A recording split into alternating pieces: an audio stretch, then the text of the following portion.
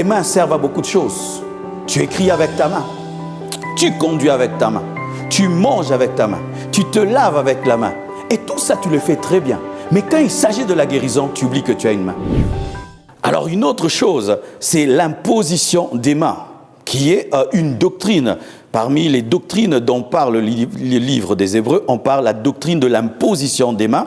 Et je vais parler 2 fois de l'imposition des mains pour les malades et pour le baptême du Saint-Esprit.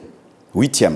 Marc 16, verset 17. La Bible dit ceci. « Voici les miracles qui accompagneront ceux qui auront cru.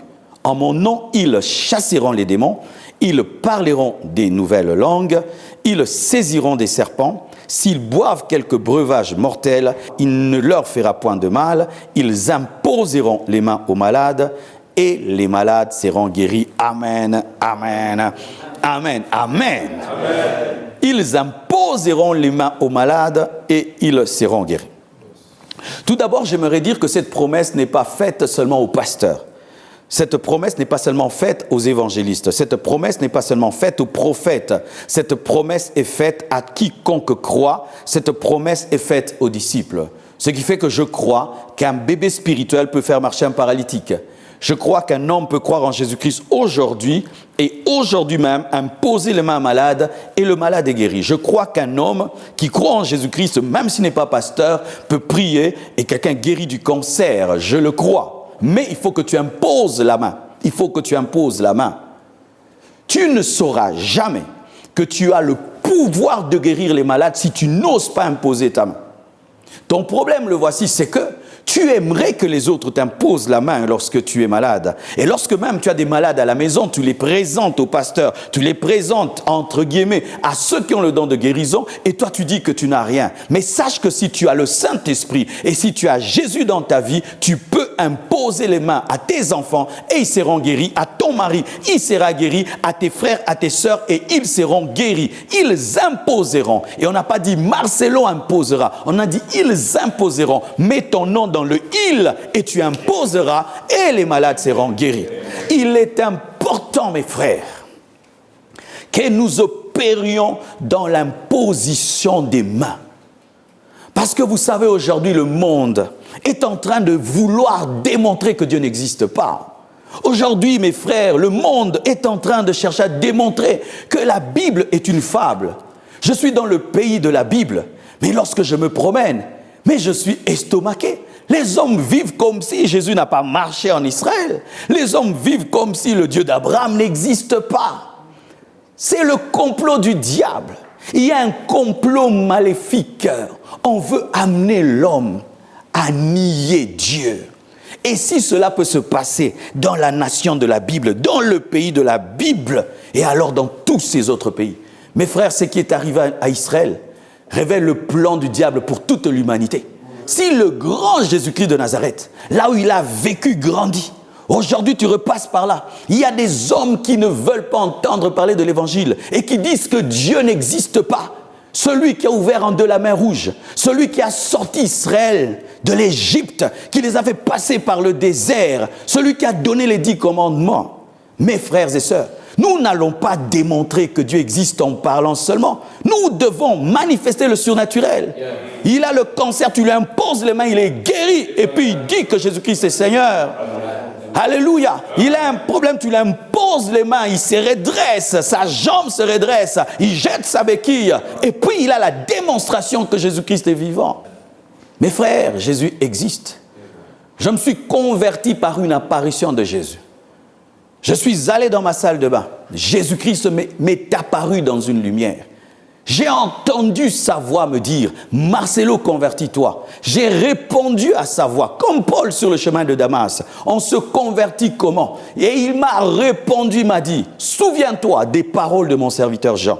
Jean était le seul pasteur qui me supportait, malgré tout ce que je faisais, qui me prêchait. Et je disais toujours à Jean « Je ne veux pas devenir chrétien ». Parce que je serai un faux chrétien. Je ne veux pas croire et demain abandonner. Et il m'a dit, si tu fais un pas, Dieu fera 9 pas pour toi. La parole de Jean est revenue dans ma salle de bain. Je suis sorti né de nouveau. Pourquoi le surnaturel? Pourquoi? Parce que dans la maison, il y avait des chrétiens qui priaient pour moi. Ce Seigneur, touche Marcelo, parle à Marcelo. Et là où eux ont échoué, le surnaturel m'a gagné. Là où eux ne pouvaient me convaincre, le surnaturel m'a convaincu. Je suis sorti né de nouveau. Nous avons besoin d'opérer dans la puissance.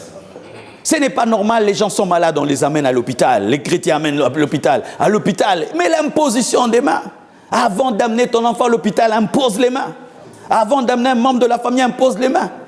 Les églises, nous avons des hôpitaux. Oui, c'est bien d'avoir l'hôpital. Mais avant de les soigner, imposez les mains. Nous n'allons pas nier la puissance de la guérison parce que nous avons des hôpitaux. Nous ne construisons pas des hôpitaux pour nier la puissance de la guérison, mais pour accompagner la puissance de la guérison. Car il y a des médecins qui opèrent même dans la guérison. Avant même de faire la chirurgie, ils prient. Et puis Dieu l'aide. Parce que Dieu n'est pas contre la médecine. Luc était un médecin. Alléluia. Dieu n'est pas contre la médecine, mais la médecine ne doit pas nier la guérison surnaturelle, la guérison sans cicatrice, la guérison sans facture, la guérison sans piqûre. Ceux qui n'aiment pas les piqûres, dites Amen. Amen. Alléluia. Qui n'aime pas la piqûre? Alléluia. Quand tu vois le médecin avec sa piqûre là, oh Seigneur, même si tu sais que tu seras guéri, mais ça traumatise. Mais Jésus te guérit sans piqûre. Et la preuve que Dieu est un médecin, il a sorti Ève de la côte d'Adam sans chirurgie. Et il n'y a eu aucune cicatrice. Surnaturellement, il a sorti. Dieu est un médecin. Alléluia. Mes frères et sœurs, nous devons opérer dans la guérison. Mais pour voir la guérison, il faut que tu touches. Tes mains servent à beaucoup de choses. Tu écris avec ta main. Tu conduis avec ta main. Tu manges avec ta main. Tu te laves avec la main. Et tout ça, tu le fais très bien. Mais quand il s'agit de la guérison, tu oublies que tu as une main. Quand il faut écrire, nous nous souvenons tous que nous avons une main. Quand il faut être sur la tablette, vite nos mains. Le téléphone, vite la main. Mais quand il y a la maladie, on oublie qu'on a la main. C'est une attaque démoniaque. Et sache, frère, le jour que tu imposeras la main à un malade, et automatiquement il est guéri. Et toi et le malade, vous serez édifiés. Et toi et le malade, pas seulement le malade, même toi-même, tu serais édifié. Tu dis, oh, j'ai la chose de Dieu. Et Saint-Esprit va dire, donnez l'autre malade, tu imposes, il est guéri. Frères et sœurs, tout ce que vous voyez faire des guérisons en public, des paralytiques qui marchent, ont commencé dans le secret d'une chambre, d'un salon, priant pour une personne simplement. L'ont vu une fois, 2 fois, 10 fois, 20 fois. Oh, je peux aller dans une croisade et dire, amenez les malades. Quand vous voyez ces hommes avoir cette assurance-là de dire, amenez les malades, c'est parce qu'ils ont déjà terrassé l'ours et les lions dans le secret. Et ils peuvent oser Goliath en public. Mais comment tu vas oser démontrer la puissance de la guérison en public si tu as eu peur de le faire sur ton enfant, sur ta femme, sur tes frères, sur tes sœurs, devant qui même tu n'es pas stressé? Comment tu pourras oser prier pour les malades dans des endroits stressants si même dans le confort de la maison, tu n'oses pas prier pour ton enfant? Chaque fois que mes enfants sont malades, je prie, je prie, je prie, je prie, je prie, j'impose la main, je dors l'autre et je prie parce que ce serait une honte pour moi, un homme de Dieu, d'amener mon enfant à l'hôpital. Mais je n'ai pas prié. J'amène mes enfants aussi à l'hôpital. Ils ont des pédiatres. Mais je dois prier avant. Parce qu'il arrive des fois, le pédiatre te dit, ton enfant va mourir. Une fois, un pédiatre m'a dit ça. Ton enfant va mourir, cette maladie. Vraiment, il ne peut pas. Mais comme tu es un homme de Dieu, prie. Et j'ai prié, mon enfant était guéri. Amen.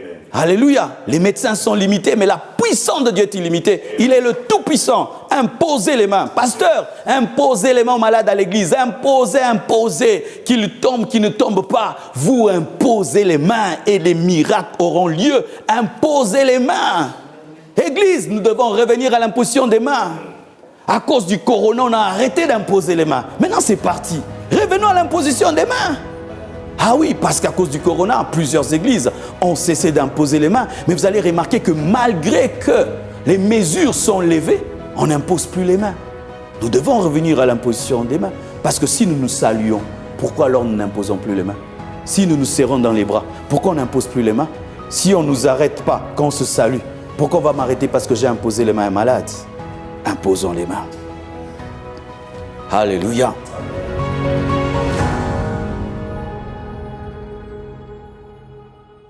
Shalom, j'espère que vous avez aimé cette vidéo. Abonnez-vous pour ne pas rater nos programmes. Merci de faire partie de notre famille TBN. Que Dieu vous bénisse. Shalom de Jérusalem.